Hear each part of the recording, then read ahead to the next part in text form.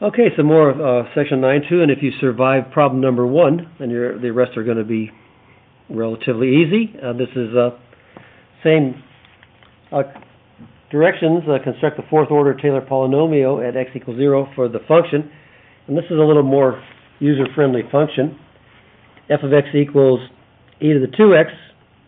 So if we take the first derivative, that's just going to be e to the u du, so 2 times e to the 2x, then multiplied by 2, 4 times e to the 2x, multiplied by 2, 8 times 2 to the x, multiplied by 2, 16 e to the 2x.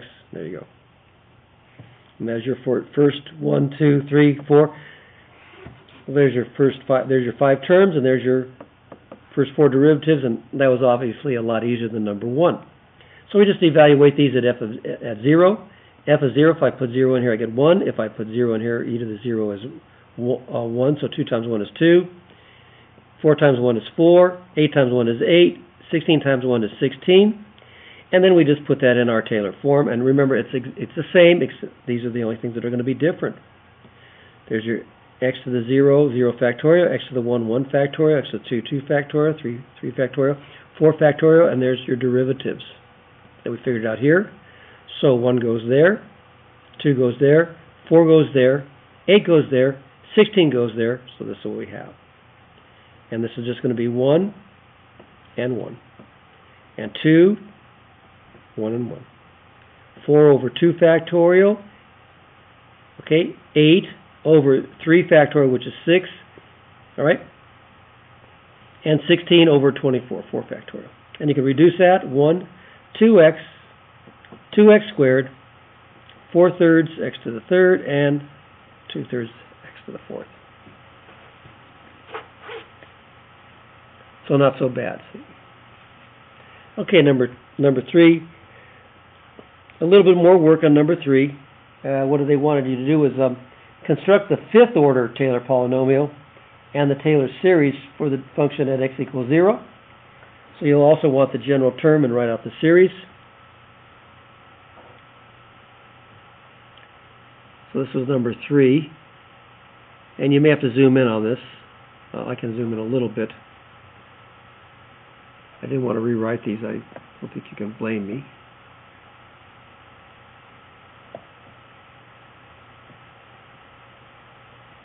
There we go.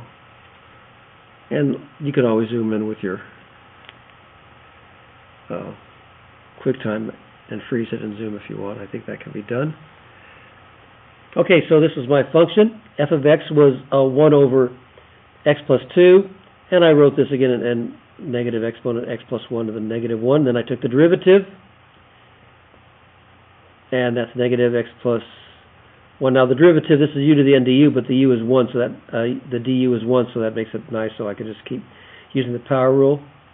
So negative, and then that's negative 2. Then take the derivative, subtract 1, and multiply that by, well, that'd be this would be negative 1 times that to the negative 2. Then multiply that, negative 6 times that, negative 4. And then negative 24, positive, negative times the negative, positive 24. Negative 5. And then negative 120 and negative 6. So it's a little bit easier to keep it in the power form and then change it back over to positive exponents when you want to evaluate it. Okay, so these are my derivatives. So I'm going to, again, find this, and it was at x equals 0. That makes it a lot easier, so I put 0 in here. So f of 0 was going to be just 0 over 2. Oh, I'm sorry, 1 over, pardon me. If I put 0 in here, that is just 1 over 2, 1/2. If I put 0 over here, it's negative 1 over 4. If I put 0 in over here, it's 2 over 8, or 1/4. If I put 0 here, negative 3/8. If I put 0 in here, 24 over 32, 3/4. And if I put 0 in here, negative 120 over, and then 2 to the 6th is 64. So these were my derivatives, and I needed the 5 derivatives because I'm going fifth order. And there's my 0 term. So again, here's my, and it's a little small so you can see it, but this is f of 0. These are all my zeros. F of 0, x to the 0 power 0 factorial. These are the 1s, these are the 2s, these are the 3s, these are the 4s, these are the 5s, and that's all from Taylor's formula.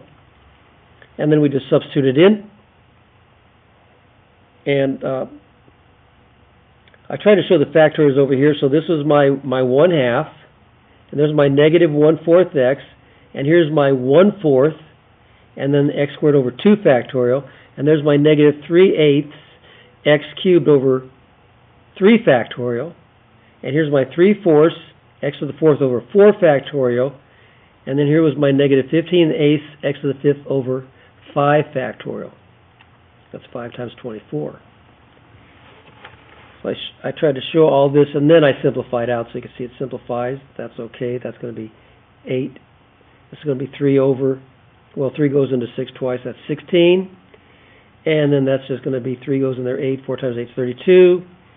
And 15 goes into 120, whatever, and it ends up being 64. And so this was what we had, and I try to get a pattern over here. First of all, I could see that I have an alternating, because I needed to get the general term so I could write the series out. So I needed the general term so I could see that I have an alternating situation, so I'm going to use a negative 1 to the n power. And then it looks like this is just x to the 0, x to the 1, x to the 2, x to the 3, 4, 5. So it looks like that's just x to the n. And then the bottom looks like I got 2, 4, 8, 16, 32, 64, which looks like that's 2 to the 1st, 2 to the 2nd, 2 to the 3rd, 2 to the 4th, 2 to the 5th, 2 to the 6th. So that was nice. So that ends up being 2 to the n plus 1, because this is a 0. This is when n is 0. That's why I got 1. So this is 2 to the 1st, so n is 0, so that'd be 2 to the n plus 1.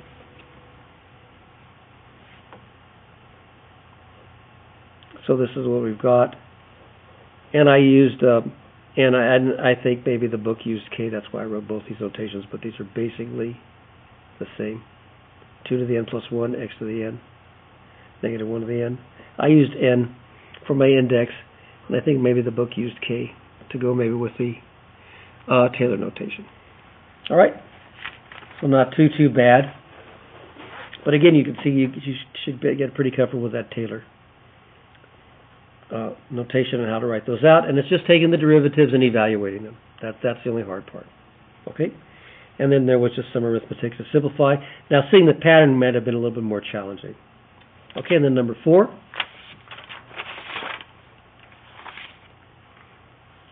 On the same problem, we wanted the 5th order, and we wanted to write the series out. But this was an easier function. So this is e to the 1 minus x, so it's going to be e to the u du, and the du is just negative, so it's just going to alternate my signs. So it's going to be e to the 1 minus x negative, then positive, then negative, then positive, then negative, because I just keep multiplying by a negative 1. And then when I put 0 in here,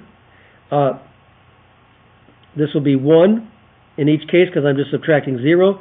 So it's always going to be e, and the signs are just going to alternate. So it's going to be e, negative e, e, negative e, e, negative e. That's all we have to do. So that's not too bad. Then we write out our 1, 2, 3, 4, 5, 6 terms because we've got a 0 term. We're going to go out to the 5th derivative. And again, there's your 0s, 1s, 2s, 3s, 4s, and 5s. They all match up. Again, anything bigger than 3, we use Roman numerals for those higher order derivatives. And then we just put e, and my signs just alternated. So I just put e, negative e, e, negative e, e, negative e. And I actually simplify these out to 2 factorial, 3 factorial, 4 factorial, 5 factorial. So there was your fifth order Taylor. So that's not too bad, is it? No. Now, we have to get a series, so we want to write this out in general form. And again, I started with n, then I went to k. Same thing. So first of all, I've got alternating signs, so I'm going to use the negative 1 to the n power, so I'm going to go n equals 0 to infinity. I always have an e, so there's going to be an e there, and this looks like this is x to the n. So that's okay, so this looks like it's e to x to the n when n is 0. That looks fine when n is 1, n is 2.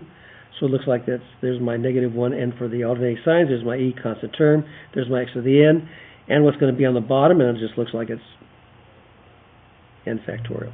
0 factorial, 1 factorial, etc. So there's your series written out, and then this is just in K's. So that's all you have to do.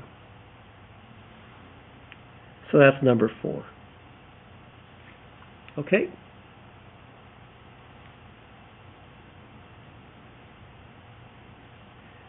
So nothing too difficult.